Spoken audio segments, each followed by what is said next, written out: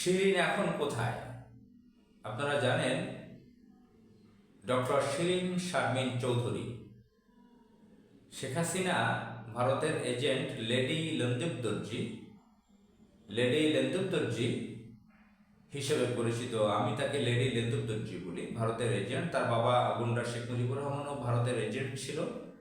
তার কন্যা শেখ হাসিনা এই ডাইনি, এই কুখ্যাত মহিলা দস্যু ভারতের এজেন্ট, সে যখন অবৈধভাবে রাষ্ট্র ক্ষমতাকে দখল করেছে বাংলাদেশে, ভারতকে ব্যবহার করে, তখন জাতীয় সংসদের স্পিকারের চেয়ারে বসিয়েছিল ডক্টর শিরিন শারমিন চৌধুরী নামের একজন মহিলাকে।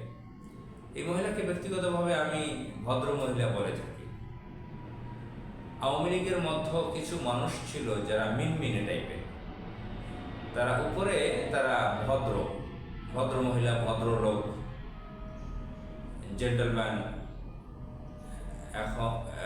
জেন্টলম্যান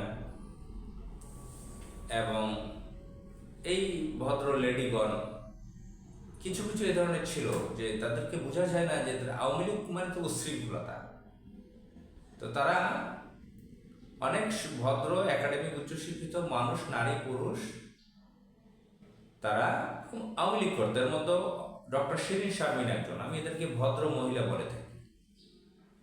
তো এই শিরিন শারমিন চৌধুরী দেখবেন যে খুব কম কথা বলতেন, ভদ্রভাবে কথা বলতেন। সংসদের স্পিকারের চেয়ারে বসে তিনি দীর্ঘদিন একজন নারী হয়ে স্পিকারের দায়িত্ব পালন করেছেন। 2009-এর শুরুর দিকে যখন 8 ডিসেম্বরে 30 তো নির্বাচন হলো, নীল নকশার নির্বাচন ফখরুদ্দিন মঈনুদ্দিনের।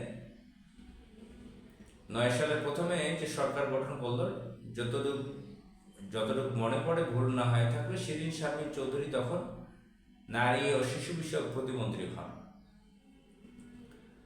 তো তিনি, তার বাবার বাড়ি নোয়াখালী, তার বিয়ে হয়েছে রংপুর এলাকায়। তো এই ভদ্রমহিলা, তাকে পরবর্তীতে স্পিকার বানানো হয়। বাংলাদেশের ইতিহাসে দীর্ঘ সময় তিনি স্পিকার ছিলেন, দীর্ঘ সময়, এই অবৈধ পার্লামেন্টে দীর্ঘ সময়। তো শিরিন শারমিন চৌধুরী ডক্টরেট করা, তিনি সম্ভবত ইংল্যান্ডের এসেক্স ইউনিভার্সিটি থেকে পিএইচডি করেছেন সাংবিধানিক অধিকার সম্পর্কে, কোট আনকোট, ভালো একটা সাবজেক্টে। তিনি লয়ের মেধাবী ছাত্রী ছিলেন। ঢাকা ইউনিভার্সিটি থেকে লয়ে অনার্স মাস্টার্স করেছেন, ভালো রেজাল্ট করেছেন। এসএসসি এইচএসসিতে তিনি বোর্ড স্ট্যান্ড করেছিলেন। তিনি, তার বাবা ছিলেন শেখ মুজিবুর রহমানের সচিব রফিকুল হক চৌধুরী। তার মা নাইরা বেগম, নামটা খেয়াল আসছে না, তিনি ঢাকা কলেজের প্রিন্সিপাল ছিলেন। এবং তার স্বামী একজন একটা ফার্মাসিউটিক্যালসের অ্যাডভাইজার ছিল সম্ভবত। তার নানা বিচারপতি ছিলেন। তো তাদের পরিবারের শিক্ষা দীক্ষা আছে, ঐতিহ্য আছে নোয়াখালী পরিবারের। তো তিনি ছোটবেলা থেকে লেখাপড়ায় ভালো, ইংরেজি পারেন। তো এই ভদ্রমহিলা স্পিকার ছিলেন। আপনারা জানেন 5 আগস্টের দিন তিনি যে সংসদ ভবনের নিচে বাংকারের মতন ছিলেন, সেখানে লম্বা সময় তিনি পালিয়েছিলেন। আমরা এরকম মিডিয়া খবর দেখেছি।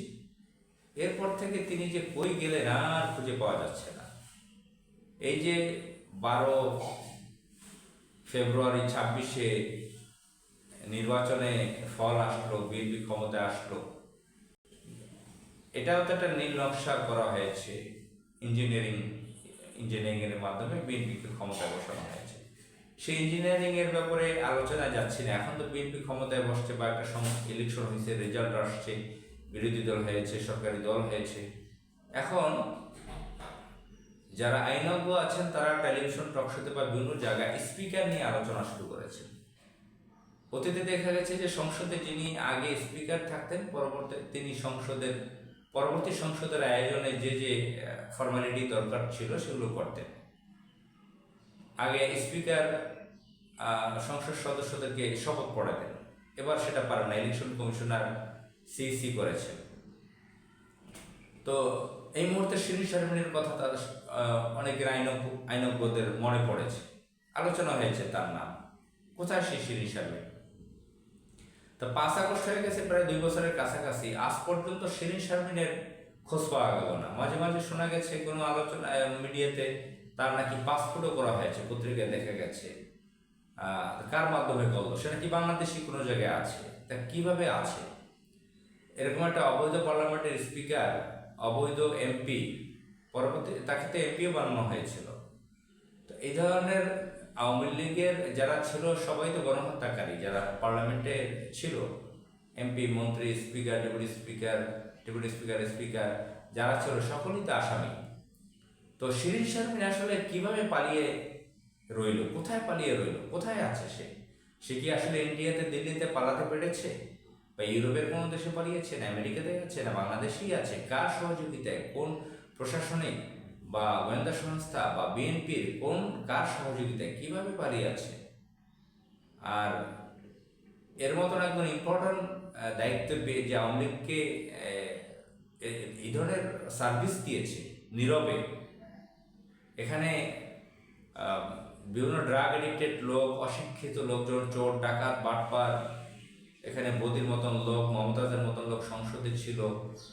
সংসদে একটা বিশ্রী পরিবেশ ছিল, সেখানে তিনি উচ্চ একাডেমিক শিক্ষিত হয়ে এই ধরনের একজন ভদ্র মহিলা স্পিকারের চেয়ারে থেকে তিনি যে আওয়ামী লীগকে সার্ভিস দিয়েছেন, আর এখন কিভাবে পালালেন? তিনি তো জেলে থাকার কথা, কোথায় গেলেন তিনি? কিভাবে আছেন? কার সহযোগিতায়? আসসালামু আলাইকুম।